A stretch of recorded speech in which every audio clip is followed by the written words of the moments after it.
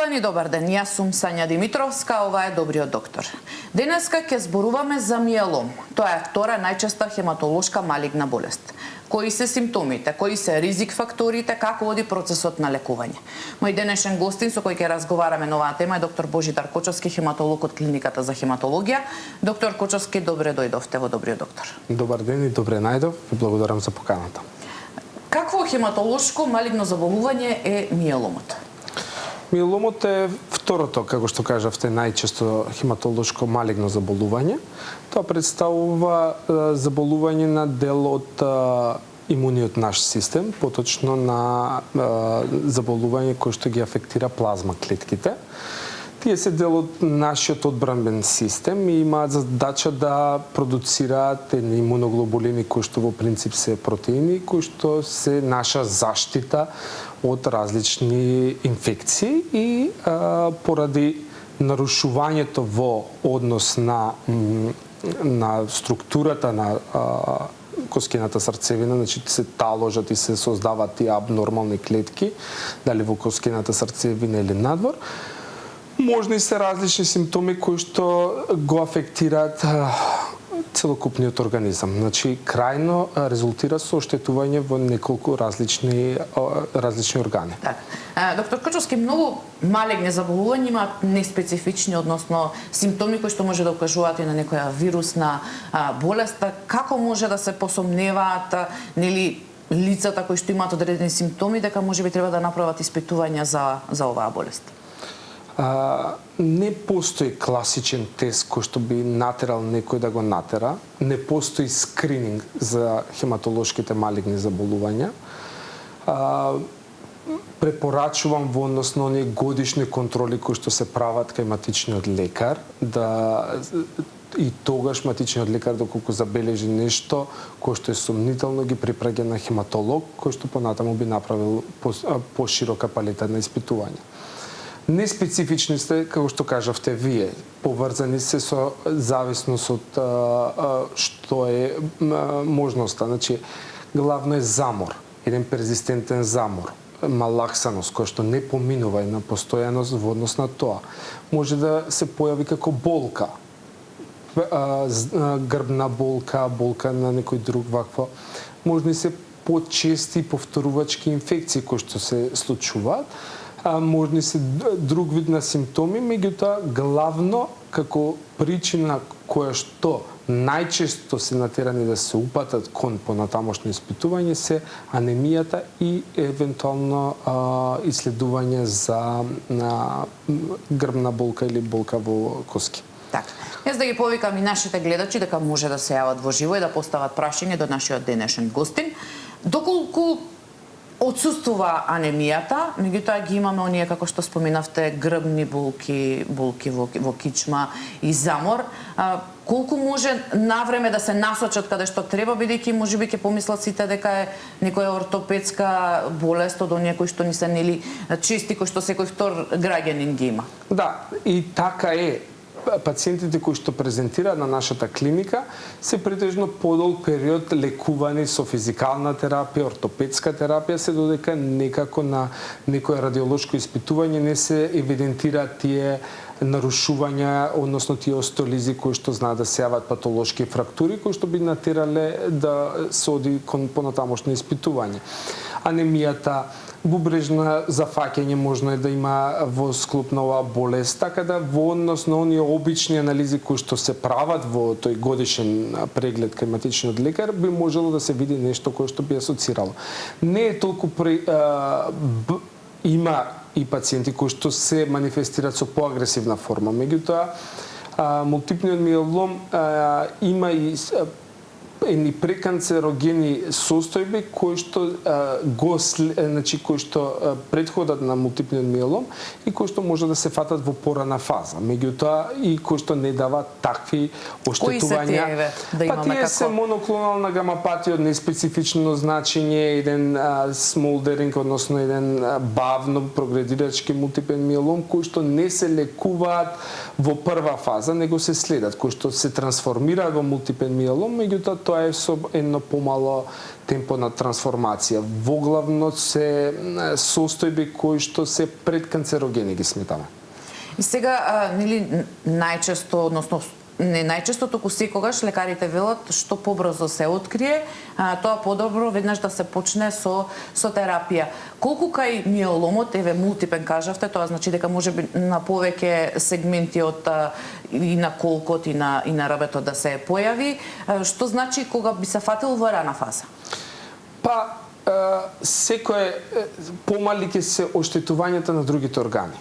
Значи, идејата ни е да овозможиме што е можно побрзо лекување со цел превенција на понатамошното оштетување и пред се функционалност на пациентот, односно да го вратиме во секојдневието, да спречиме ризикот дополнителни инфекции, ризикот дополнителни фрактури кои што би можеле да влошат состојбата на пациентот, така да би го искомплицирало тоа.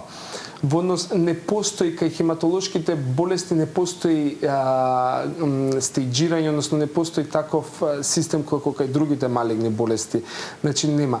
Имаме овдека ние одредуваме стадиум на болеста, меѓутоа не е клучно во однос на лекувањето. Тука не влегуваат други фактори, возраст, коморбидитети други кои што вакво евентуално понатаму во текот на лекувањето токсичност врзана со лекувањето или не, така да придружните состојби се битен момент во ситуацијата. Да, секако сакав да ве прашам и ризик факторите, меѓутоа веќе имаме гледачи на линија, ќе ги слушнеме прво нашите гледачи, па ќе продолжиме. Повелете, во програма сте? Ало? Да, повелете, ве слушаме. Добар ден. Добар ден. Сакам да го прашам лекарот нешто. Повелете. Зошто? Ве слушаме, повелете, да.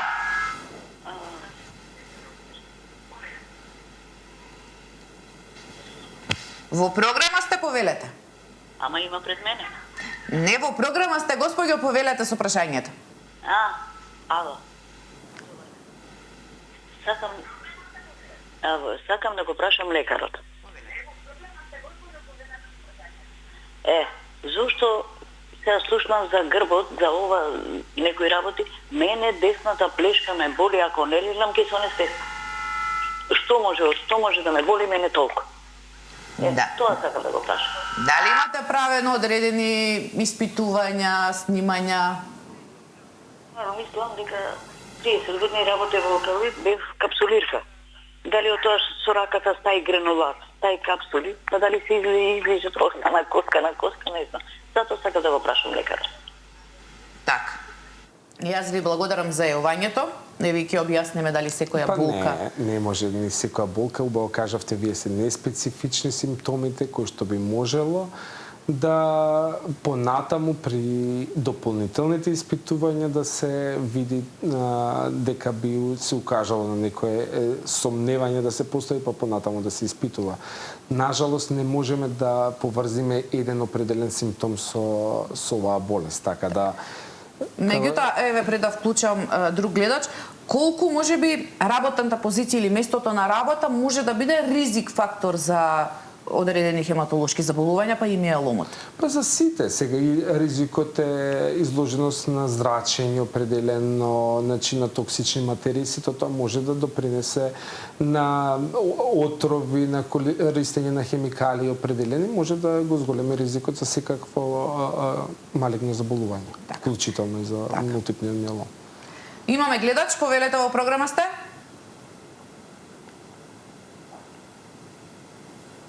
Повелете, вас слушаме.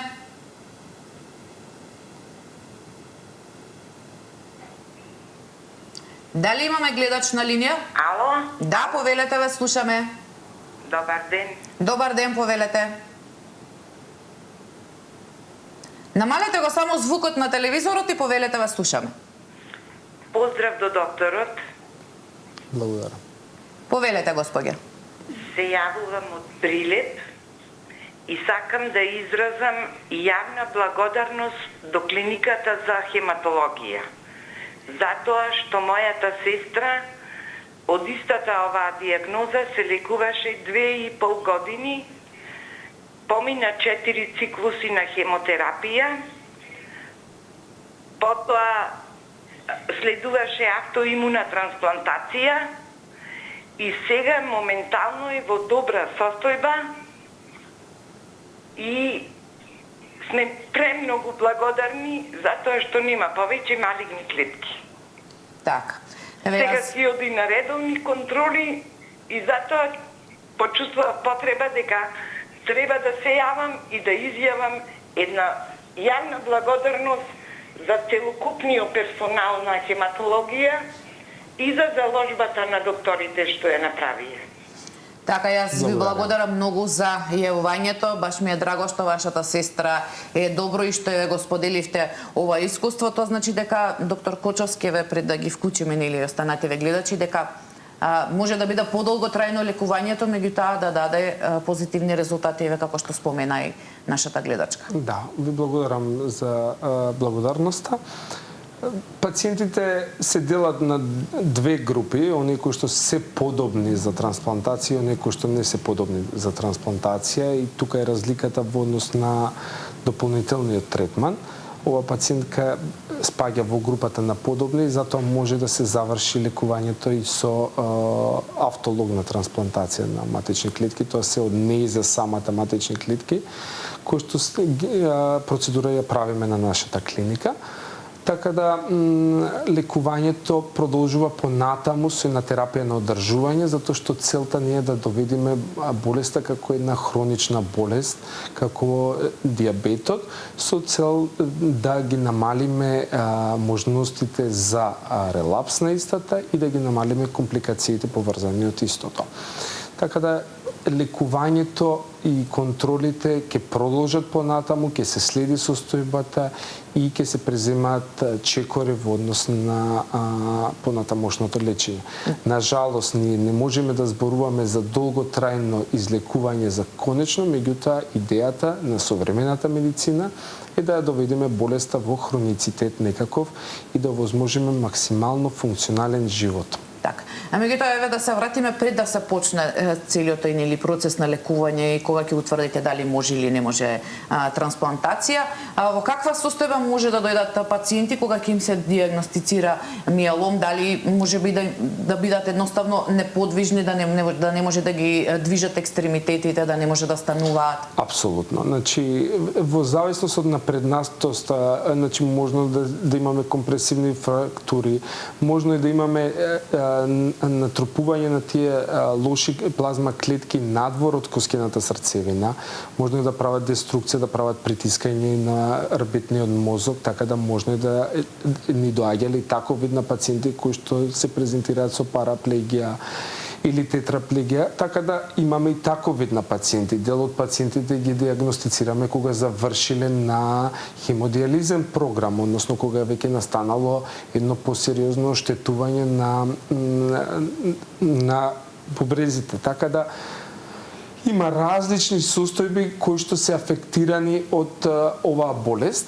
И, нажалост, ние не сакаме нормално да ги откриваме во такви стадиуми, дел од нив ги откриваме и така. Има и пациенти кои што во порана фаза ги откриваме, меѓутоа сите соодветно се третирани и имаме навистина да се пофалиме, имаме одлични тимови кои што работат, имаме современа медицинска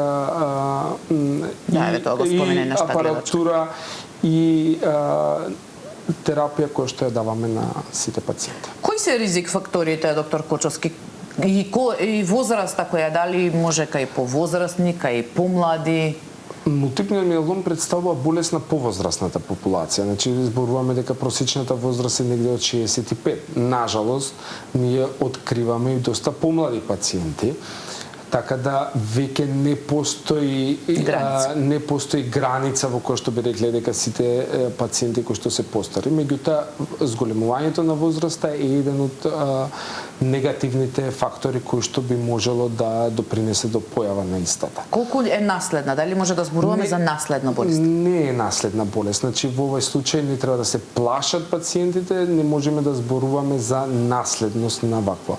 Има случаи во кои што се гледа некаква си фамилиарна предиспозиција, меѓутоа тоа е премногу малци статистички за да би можело За разлика од некои други малегни, да, значи ова не е значи, наследно. не постои, не е откриен некој ген кој што би бил и кој што би можел да се поврзе со истата болест. Така.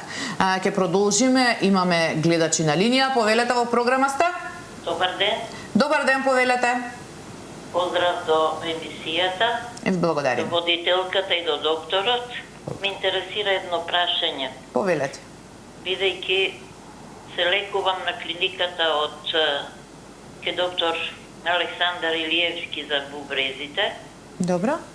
ке урологот, и меѓутоа никако да паднат леукоцитите. Леукоцитите во мокрачата ми се над 500. Што може да биде тоа? Дали може некако да се намалат и на кој начин?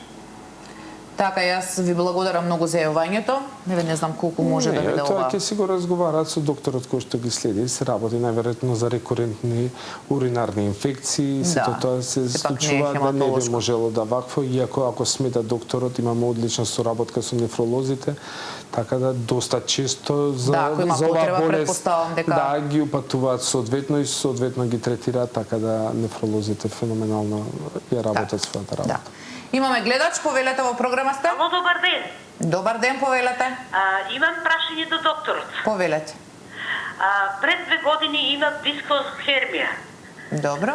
И после тоа со лекарства, со многу болки, помина како помина. И сега пак ме фати и ми направија блокада на нерв. Добро. Што може да ми каже докторот за ова блокада на нерв? Што тоа што би значило? Дали пак нешто треба да се лекува? Ние еве ќе го прашаме докторот дали би сакал да одговори, меѓутоа во секој случај ова ќе ни биде прашање кога ќе ни гостува некој од ортопедите или травматолозите. Или анестезиолозите, Или кои што анестезиолози. ги ставаат тие блокови за болка, така да тоа е третман со цел нормално да се обезболи и да се овозможи нормално функционирање на пациентот, така да. Еве и уште еднаш да кажеме дека секоја болка или повреда или диагноза на кичма и на рбет не значи дека станува збори за хематолошко заболување. Имаме гледач, повелете, во програма сте? Повелете, ве слушаме. Така, се јавувам од Неготино. Добро. Да прашам за сестра ми. Сестра ми пред 3 месеци имаше хроничен бронхит. Се Добро. лекуваше во Јасеново. После тоа направи контрола во Јасеново. Од таму ја препратија, она ја од Радовиш на хематолог да испита крвна слика. Хемоглобинот и железото и биле доста ниски. Најверојатно сега прима моментално, мислам дека прима B12 инекции. По 7 дена по 2 на ден, а после тоа преку еден ден по една инекција. Дали нешто тоа е побрзано со докторот, ако може нешто да каже? Да, дали мислите дали е? Да. Ви благодарам многу за јавувањето. Колку може да станува збор за хематолошка, колку поврзано со болеста? Ова се работи за анемија која што е поврзана со недостаток на витамин B12, затоа и таква терапија ординирале колегите, така да не секоја анемија, посебно не некоја после определена инфекција би можело да се објасни за во склоп на некаква си малигна болест, така да понатамошен третман на анемија, односно испитување на анемија кога се препраќаат, анемија која што не би можела да се објасни класично, Да, тоа сакав да ве прашам, која анемија може да укажува Па на... не, сакам да кажам дека ова е анемија која што е како резултат затоа што натрупувањето на тие лоши клетки во коскената срцевина оневозможува нормална продукција за нормални клетки и значи немаме нормална функција на коскената срцевина како главен произведувач на крвните елементи. Поради тоа се јавува таа анемија, не е анемија која што е предизвикана како недостиг на витамин B12, фолна или на железо, така да сосема е различен механизмот и затоа е соодветно упатувањето и понатаму хематологот одлучува како и што ќе третира. Така.